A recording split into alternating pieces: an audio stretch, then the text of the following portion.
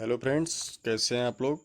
आज मैं आप लोगों के लिए स्वागत है आपका आपके YouTube channel teacher word BLP में। आज मैं आप लोगों के लिए हिंदी से संबंधित कुछ मोस्ट इंपॉर्टेंट क्वेश्चन लेकर आया हूं, जो कि आपके एग्जाम यूपी टीटी सीटीईटी या अन्य राज्यों के टीटी में पूछे जाते हैं। जितने भी टीचिंग एग्जाम होते हैं उनसे भी रिलेटेड क्वेश्चन है। ठीक है, चलिए आते हैं क्वेश्चन पे, देखते हैं क्या है इसमें। आपका सर्वप्रथम 21 क्वेश्चन है, चूंकि आप लोगों को 20 तक क्वेश्चन में पिछले में करा चुका हूं। तो आपका 21 क्वेश्चन है कि हिंदी के अंतर्गत कुल कितनी बोलियां हैं।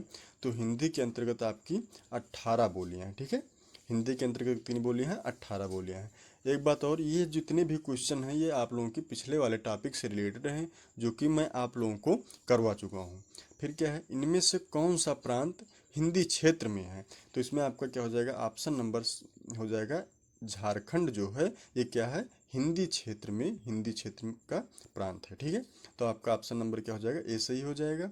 चलिए अब आते हैं अगले क्वेश्चन पे। क्या है अगला क्वेश्चन कि हिंदी विश्व में बोलने वालों की संख्या की दृष्टि से किस स्थान पर है? हिंदी विश्व में बोलने बोलने वालों की संख्या की दृष्टि से किस स्थान पे? तो आपका ऑप्शन नंबर क्या हो जाएगा, सी, तीसरे स्थान पे है। अगला क्वेश्चन देखते हैं, इनमें से हिंदी किस राज्य की राजभाषा नहीं है? तो आपका ऑप्शन नंबर हो जाएगा बी, गुजरात की राजभाषा क्या है, हिंदी नहीं है। मतलब वहाँ पे अधिकतर गुजराती बोली जाती है, तो वहाँ की राजभाषा क्या है, गुजराती है। लेकिन हिंदी वहाँ की राजभाषा नहीं है। राजस्थान की है, बिहार की है, मध्य प्रदेश की है, लेकिन गुजरात की नहीं है। ठीक है, चलिए अब आते हैं अगले क्वेश्चन पे। क्या है, हिंदी वर्णमाला में कुल कितने वर्ण हैं? तो हिंदी वर्णमाला में कुल कितने वर्ण हैं? 52, मतलब 52 वर्ण हैं। ये आपका क्वेश्चन पूछा जा चुका है, यूपी टीईटी में पूछा गया क्वेश्चन ये है। ठीक है, ये बहुत ही मोस्ट इम्पॉर्टेंट क्वेश्चन है। सारे क्वेश्चन ही इम्पॉर्टेंट हैं, लेकिन कुछ क्वेश्चन इसमें से बहुत ही मोस्ट इम्पॉर्टेंट हैं जो पूछे जा चुके हैं। ठीक है, चलिए अब आते हैं अगले क्वेश्चन पे। क्या है, क्वेश्चन नंबर 26, कौन सा कथन सत्य नहीं है? त थ दंत व्यंजन है, बिल्कुल सही। दंत व्यंजन में कौन से आते हैं? त, थ, द, ध, न, ये क्या है, दंत व्यंजन में आते हैं। ये आप लोगों को मैं, ये टॉपिक आप लोगों को मैं पढ़ा चुका हूँ। फिर व्यंजनों का उच्चारण बिना स्वरों के हो सकता है, यही यही आपका सत्य नहीं है। क्योंकि व्यंजन का उच्चारण जो है ये बिना स्वर के नहीं हो सकता। जैसे आप लोग देख लीजिए, एग्जाम्पल भी देख लीजिए। जैसे मान लीजिए आप लोगों को का कहना है, का, तो का कहना है तो का किससे बना, कैसे कहेंगे? तो कैसे, क, हलंत, धन, आ, का प्लस आ, तो ये किस क्या मिलके बना, का बना, तब बना। तो इसमें क्या हुआ कि आ आया कि नहीं है, और आ आपके क्या है, आ आपका क्या है, स्वर है। ठीक है, तो क्या है कि व्यंजनों का उच्चारण बिना स्वरों के हो सकता है, यही ऑप्शन आपका सही हो जाएगा इस हिसाब से, इस क्वेश्चन के हिसाब से। ठीक है, फिर क्या है, तीसरा ऑप्शन क्या है कि स श ऊष्म ध्वनियाँ, हाँ बिल्कुल हैं। ऊष्म ध्वनियाँ क्या है, श, स, स, ह, ये क्या है, ऊष्म ध्वनियाँ हैं। और प फ ब भ क्या है, ये ओष्ठ व्यंजन है। तो आपका ऑप्शन नंबर बी सही हो जाएगा, व्यंजनों का उच्चारण बिना स्वरों के हो सकता है, बिल्कुल नहीं हो सकता है। इस क्वेश्चन के अनुसार यही आपका ऑप्शन बी सही हो जाएगा। ठीक है, चलिए अब आते हैं क्वेश्चन नंबर अगला 27, इनमें से सर्वाधिक वैज्ञानिक लिपि कौन सी है? तो आपका ऑप्शन नंबर ये हो जाएगा, देवनागरी जो है ये सर्वाधिक वैज्ञानिक लिपि है। देवनागरी सर्वाधिक वैज्ञानिक लिपि है। ठीक है, फिर अगला 28 क्वेश्चन देखिए आप लोगों को। क्या है, भारतीय संविधान के किस भाग में हिंदी को राजभाषा घोषित किया गया है? तो ये आपका ऑप्शन नंबर सी हो जाएगा, भाग 17 में, भारतीय संविधान के भाग 17 में हिंदी को राजभाषा घोषित किया गया है। ठीक, चलिए अब आते हैं अगले क्वेश्चन पे। क्या है, इनमें से कौन सी ध्वनि अंतस्थ ध्वनि नहीं है? अब देखिए, आप लोगों को सर्वप्रथम यह क्वेश्चन जानने से पहले अंतस्थ ध्वनि जानना होगा। तो अंतस्थ ध्वनि क्या है, या, र, ल, व, ये क्या है, अंतस्थ ध्वनि है। अब इसमें से आपको ये छांटना है कि इसमें से कौन सा अंतस्थ ध्वनि नहीं है। तो आपका या भी है, रा भी है, ला भी है, लेकिन बा जो है ये अंतस्थ ध्वनि नहीं है। तो आपका ऑप्शन नंबर जो है ये बी सही हो जाएगा। ठीक है, ऑप्शन नंबर बी सही हो जाएगा। चलिए अब आते हैं अगले क्वेश्चन पे, इनमें से ऊष्म ध्वनि कौन सी है? हाँ, अब देखिए इसमें से ऊष्म ध्वनि, तो पहले सर्वप्रथम आप लोगों को ऊष्म ध्वनि जानना होगा। तो ऊष्म ध्वनि क्या होती है, श, श, श, हा, ये क्या है, चारों ऊष्म ध्वनि है, ठीक है, ऊष्म ध्वनि है। तो इसमें से कौन सी है, तो यही आपका ऑप्शन नंबर डी सही हो जाएगा। ये जितने भी क्वेश्चन हैं आप लोगों की यूपी टेट में पूछे गए क्वेश्चन हैं, यूपी टेट में पूछे जा चुके हैं ये क्वेश्चन। ये जितने भी 29 और 30, ये दोनों क्वेश्चन यूपी टेट में पूछे गए क्वेश्चन आपके वर्णमाला से संबंधित हैं, ठीक है। चलिए अब आते हैं अगले क्वेश्चन पे।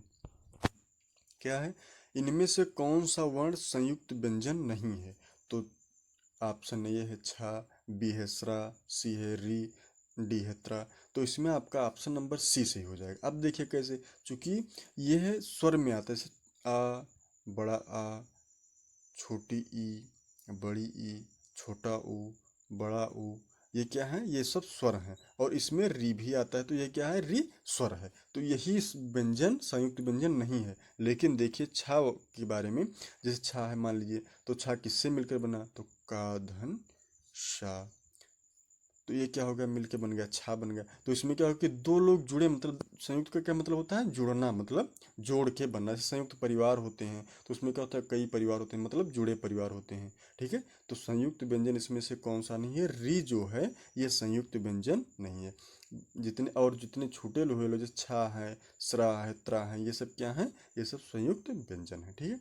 चलिए अब आते हैं अगले क्वेश्चन पे। क्या है 32 में, री को वर्णमाला में क्या माना गया है, तो आप लोगों को मैं बता चुका हूँ, ये आप लोग अभी यही 31 क्वेश्चन में देख चुके हैं कि री क्या है वर्णमाला में, स्वर है, ठीक है। तो आपका ऑप्शन नंबर ये सही हो जाएगा इसमें। चलिए अब आते हैं अगले क्वेश्चन पे।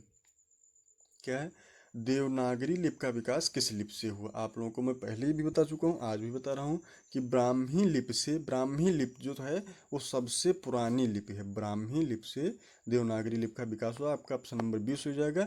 और ब्राह्मी लिपि जो है वो सबसे पुरानी लिपि है। इससे ब्राह्मी लिपि से ही संस्कृत भाषा उत्पन्न हुई थी, ठीक है, संस्कृत भाषा उत्पन्न हुई थी। लेकिन बाद में क्या हुआ कि देवनागरी लिपि से और थोड़ा संस्कृत को बढ़ा चढ़ा के लिखा गया, इसलिए कहीं कहीं देवनागरी लिपि में भी लिखा रहता है। लेकिन वास्तविकता में ब्राह्मी लिपि से ही संस्कृत भाषा का उदय हुआ था। और ब्राह्मी लिपि क्या सबसे पुरानी लिपि है। तो देवनागरी लिपि का विकास किस लिपि से हुआ, ब्राह्मी लिपि से। आपका ऑप्शन नंबर 20 सही हो जाएगा, ठीक है। चलिए अब आते हैं अगले क्वेश्चन पे। क्या है, राष्ट्रभाषा हिंदी के संदर्भ में कौन सा कथन उचित है। नंबर 1 ए है, वह संविधान द्वारा राष्ट्रभाषा घोषित की गई है, वह समग्र भारत में बोली जाती है, बिल्कुल कोई ज़रूरी नहीं कि समग्र भारत में बोली जाए। फिर क्या है, वह भारत के बहुसंख्यक लोगों की भाषा, हाँ ये सही है।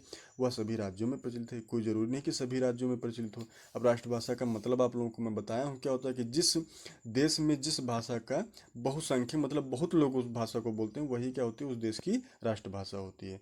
तो इसमें क्या हो जाएगा, आपका ऑप्शन नंबर सी हो जाएगा, मतलब वह भारत के बहुसंख्यक लोगों की क्या है, भाषा है।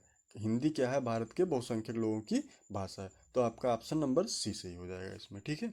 चलिए अब आते हैं अगले क्वेश्चन पे। क्या है, इनमें से कौन सी बोली पहाड़ी वर्ग की नहीं है, तो आप लोगों को मैं उस दिन भी बताया हूँ, कुमाऊनी भी पहाड़ी वर्ग की है, गढ़वाली भी है, नेपाली भी है। चूंकि नेपाल वगैरह जितने भी हैं ये सब किस एरिया में आते हैं, पहाड़ी एरिया में आते हैं। लेकिन कोंकणी जो है ये क्या है, पहाड़ी एरिया से नहीं आती, मतलब इसमें से यही बोली जो है पहाड़ी वर्ग की बोली नहीं है। तो आप लोग ध्यान रखिएगा, कोंकणी ये पहाड़ी एरिया की बोली नहीं है, ठीक है। चलिए अब आते हैं अगले क्वेश्चन पे। क्या है अगला क्वेश्चन, हिंदी के अंतर्गत कितने उपभाषा वर्ग हैं, तो हिंदी के अंतर्गत कितने उपभाषा वर्ग हैं, हिंदी के अंतर्गत 5 उपभाषा वर्ग हैं, ठीक है। चलिए अब आते हैं अगले क्वेश्चन पे।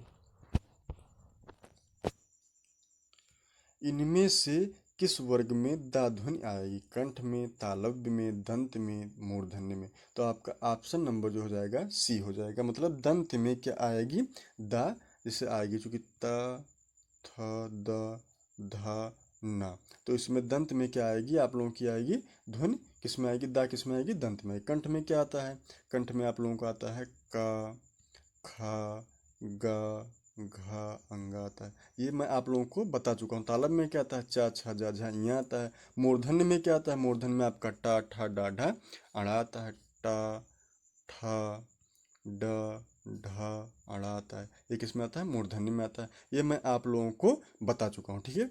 चलिए अब आते हैं अगले क्वेश्चन पे। क्या है, इनमें से कौन सी ध्वनि मूर्धन्य नहीं है? तो मूर्धन्य में टा हो गया, ठा हो गया, डा हो गया, लेकिन यह नहीं है। इसमें आप लोग देखिए क्या अंतर है कि ये अंग की बिंदी नीचे लगाई हुई, तो ये इसमें क्या है, मूर्धन्य नहीं है। ठीक है, चलिए अब आते हैं अगले क्वेश्चन पे। क्या है, मेवा, इसमें लिखा है मेवाती किस वर्ग की बोली है? मेवाती किस वर्ग की बोली? पूर्वी हिंदी, राजस्थानी, बिहारी, पहाड़ी। तो आपका ऑप्शन नंबर बी हो जाएगा। मेवाती जो है ये राजस्थानी वर्ग की बोली है। ठीक है, चलिए अब आते हैं अगले क्वेश्चन पे। क्या है, हरियाणवी बोली का क्षेत्र क्या है? तो हरियाणवी बोली का, जब हरियाणवी बोली का क्षेत्र पूछा है तो आपका बिल्कुल लॉजिक है कि हरियाणा, आपका ऑप्शन नंबर सी यही आपका सही हो जाएगा। ठीक है, चलिए अब आते हैं। हाँ, तो आप लोगों को एक सूचना और देनी थी कि आप लोगों का सीटेट का जो है, सीटीईटी का, हो सकता है कि आज रात में नोटिफिकेशन जारी हो जाए। मतलब चूंकि आज कितने जून है, 20 जून है, तो आप लोगों के लिए यह सूचना है कि आज रात में हो सकता है कि सीटीईटी का नोटिफिकेशन आप लोगों को देखने को मिल जाए। बिल्कुल ये समझ लीजिए कि 90 से 95% बिल्कुल आशा है कि नोटिफिकेशन आज सीटेट का आ सकता है, और आप लोगों के फॉर्म जो हैं वो जुलाई में फिल किए जाएंगे। और क्या मैं बताया था कि अगस्त या सितंबर या अक्टूबर में आप लोगों की परीक्षाएं हो सकती हैं। ठीक है, तो इसलिए इसमें इस टीचर वर्ड बीएलपी पे कुछ वीडियो आप लोगों के सीटेट से संबंधित पहले से पड़े हुए हैं, उसको आप लोग देखिए, और कुछ वीडियो आप लोगों को फिर प्रोवाइड करा दिए जाएंगे। जो साथी आपके छूटे हुए हैं उनको भी बताइए, वो भी इसका लाभ उठा सकें। ठीक है, बहुत बहुत धन्यवाद आप लोगों का साथ देने के लिए। Thank you.